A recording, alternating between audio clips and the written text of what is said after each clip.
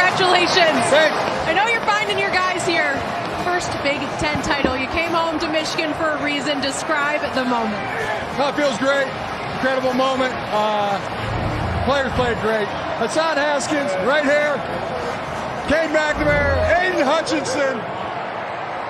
The legacy Can't be more proud of these guys. of the veterans, Coach, because you've complimented them all year. Yeah. How they were a part of this turnaround. What can you tell me about this group? Well, we wouldn't be here without them. What these men were able to do when nobody said they could do it, they didn't listen to it and just worked and found a way. Where there's a will, there's a way, and the will was strong. When I say Michigan football is playoff bound, quickly, Coach, give me your reaction. Fired up. Fired up. Up to the guys. Thanks, Coach. Great moment right there. You saw Tyler Goodson from Iowa, the running back number 15, come up to Hassan Haskins and give him some love. It's always good. That's one thing I can say about the experience. You know, being out there in Indy, Iowa fans were really gracious. It was really a respect from Iowa, a respect from Michigan. But enough with Iowa. Let's get back into Michigan. Let's get back to the big deal. Man, did Michigan fans come in droves. It was nervous Friday. There weren't a lot of Michigan people there. And I was there Friday night, saw all Iowa. I was like, oh, man, what are we doing? What's going on? What's in the water? And you realize that all Michigan fans were driving up on Saturday. And, man, when they got there, they came in droves. They were so loud at that stadium. We couldn't hear on the Fox broadcast. The big Fox broadcast for tour that I did, could not hear anything. We were yelling and screaming over Jeff Swartz, Devin Gardner, RJ Young, yelling over each other. Michigan was so loud. It was a home game like no other. And the other interesting thing about it, they're similar colors. Like it's kind of dark at Lucas Oil. You see yellow, or excuse me, disrespect. Actually, let me say yellow so it won't be Michigan. Yellow and black, and then you see maize in this navy blue, this dark deep blue. It looks the same. So when you hear Michigan cheering, it erupted. So if you're in Iowa, you're like, man, do we have any fans? And then once they came out, they booed. It seems like it's all Michigan fans booing you. They were singing, like Mr. Brightside came on in the fourth quarter. Shout out to the Michigan fans. They were amazing. Mr. Brightside came on in the fourth. They took over the Michigan chants. Like, it's great to be a Wolverine. You heard that all game. And the team felt the energy, man. Like, the energy was just, it was at a level that's hard to describe. And being in that, man, waiting for that moment as a fan, as an alum, as a player, watching these Michigan fans like get the moment they wanted, get the moment they waited for, going to school. How many fans have not seen Michigan do this? How many teams have been left without witnessing a Big Ten championship? You got to witness a national championship. Yep. You got to witness Big Ten championships. You know what that feel like. You know what it did to your college experience. It was expected. It was, but it also still felt good in your college experience.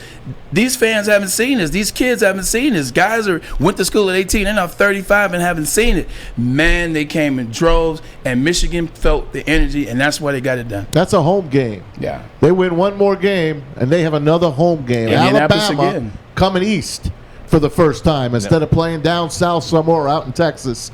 Win that game against Georgia, and you have a home game against whoever wins that Alabama-Cincinnati game. And man, oh man, I did think about that too, just being in Indianapolis and having the experience of playing in that stadium too, if you can win one more game. Braylon, talk about what you did for Fox that night, because I saw you under so many people watching you guys. Yeah, we had over talk about your 500,000. experience. It was great. It was over 500,000 people. Basically, what we did was kind of like the Mannings, how they do their simulcast. Yeah, that's how I took it. Yeah, it's like the Mannings, how they did. Funny story about that, but how the Mannings did their simulcast on Monday Night Football is it was myself, RJ Young, Fox analyst, Devin Gardner, Detroit's own, as well as Michigan guy, and then Jeff Swartz, who played at Oregon and played in the NFL for the Kansas City Chiefs, as well as what was the other team he played for? It'll come to me anyway. Carolina Panthers. But at the end of the day, man, it was fun. It was like watching the game. You get the energy of the crowd. The crowd's behind us. Sometimes it was hard to talk. It was fun watching and being able to break it down. But it's a process.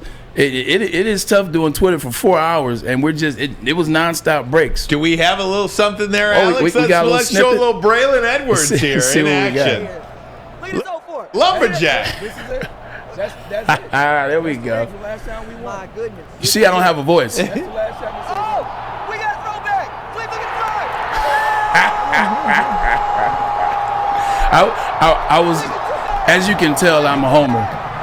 I couldn't help being a homer on the broadcast, man. It was a touchdown. This was the Philippe. That was a flea flicker. What I say? Where have I heard that before? What did he say? What did I tell you? Say it again. What did I tell you? What did I tell you? By the way, getting back to the game, getting back kind of to the X's and O's. Like, see, this is the things that we talk about with Josh Gaddis. These are the things where we talk about where they're hiding content, where he's keeping some things hidden, waiting for the right moment, waiting for the the Ohio State game to do what they did on the first drive with the first touchdown with the fake, and then you pass it to A.J. Henning. You see that? The flea flicker pass, people forgot that Donovan Edwards played quarterback at West Bloomfield High School the last 9 games of the season. He's a quarterback / running back / receiver, as Maz likes to say as He's well. a unicorn. These are things that Josh Gaddis has in his bag, as they call it. He went to the bag, and once he went early, once they realized they could do this early, and then Iowa blew it on their first drive. When they didn't get their trick play, they used all that they had on the first drive. They came out and spread. You never see Iowa go spread. They came out with a flea flicker. You never see Iowa do flea flickers. They came out with a bunch of tricks and a bunch of different things in the first drive, and then didn't get it, missed the field goal. I said, the game is over. The game is over. That's why you see Michigan start off like this. They scored back-to-back touchdowns, back-to-back drives in different ways, open it up. Hassan Haskins didn't even play on the first 2 drives. Once Iowa didn't get it on that first drive, once Michigan had that success, Michigan pulled back, and you saw Michigan just rely on defense and kind of chill. Second half, they went to running because they knew they didn't have to score points. They didn't have to be that creative, and they didn't have to outcoach themselves. And that's what you saw. They're saving it, and God darn it, they're saving it for the Georgia Bulldogs. They still haven't given up a first quarter touchdown except opening the game Western against Michigan. Western. That's been it. So, and when Iowa's down there, first and goal, I was like, see if they can hang in there. Because that's a hell of a thing. If you can hold the team off the scoreboard except for a field goal in that first quarter, that's a huge start for yours. And once Michigan hit those 2 big plays, you saw the Iowa fans. They were dejected. You can see the memes. The one guy, if they put the Michael Jordan face on him already. Yeah, they showed him like 3 times. I mean, it's over. It's over. I talked about it during the broadcast, like on after the first drive, when they went with the trick play, the tight end kind of tripped, but the running back threw it too far. You know what I'm saying? The running back kind of tripped. Yeah. I said this is going to be the biggest play of the game. And Devin Gardner disagreed with me. And George Schwartz disagreed with me. And R.J. Young disagreed. Oh, it's early in the game. What are you talking about? I said these guys just pulled out everything they had on the first drive.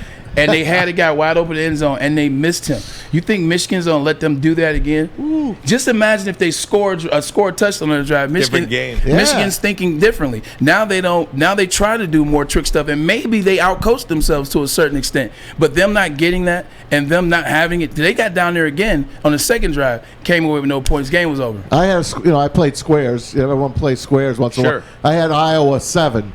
They never even got to a freaking 7 for me. So, I didn't have to look the rest of the day. As long as they didn't get a 7, my squares were shot. It is just a quick side note. You mentioned the Donovan Edwards. He feels like Michigan's next Heisman Trophy winner, or Michigan's next Heisman Trophy candidate. Hopeful. Let me put it like that. Hopeful. Yeah. That guy can do it all. And he can do it all. He reminds me of, if you've ever seen Friday Night Lights. I know you guys have. If you ever seen Friday Night Lights, when the game's first coming on, and his uncle is describing Booby, he said the boy can throw the ball, the boy can run the ball, the boy can catch the ball. Look at that. The boy is even getting Gatorade for the players out there. He reminds me of Booby Miles. He can do it all, man. And saw Corm yesterday after the game. He gave me a big hug, and it's true what they say. He is strong because he almost broke my doggone back. This is John U. Bacon over here, but this is John Corm. U. Corm, man, strong guy, man. Got Blake Corm, and you got Donovan Edwards in the backfield at Michigan with J.J. McCarthy next year, or potentially Cade McNamara, however they want to spin it.